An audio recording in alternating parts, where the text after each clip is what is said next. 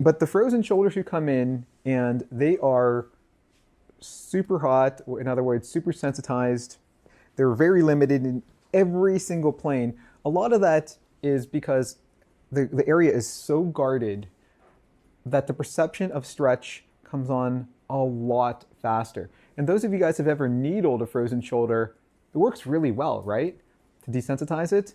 But mostly you can decrease tone. You know, you do like the rotator cuff, you do subscap, maybe lat. You can decrease tone, but motion doesn't dramatically improve, right? You might be able to increase maybe 20 degrees in all planes. But a really easy way to kind of get that initial perceived threat down is to relax the capsule and all the surrounding muscles.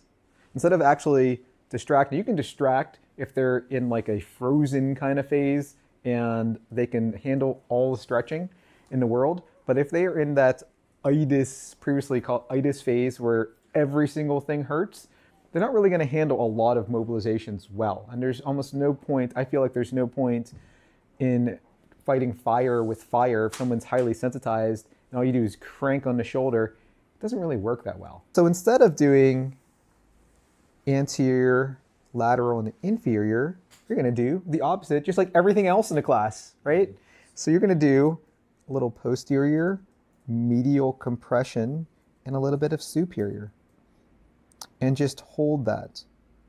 So with my left hand, I'm actually providing a lateral to medial compression force. And there are patients who, you know, maybe they may not have a frozen shoulder, but if they're highly sensitized to every movement, this might be the first time their capsule and their rotator cuff and has ever relaxed. And again, that good 30 seconds to 1 minute hold, no more, no less, is enough to get them to be able to move again. So this kind of slow passive release.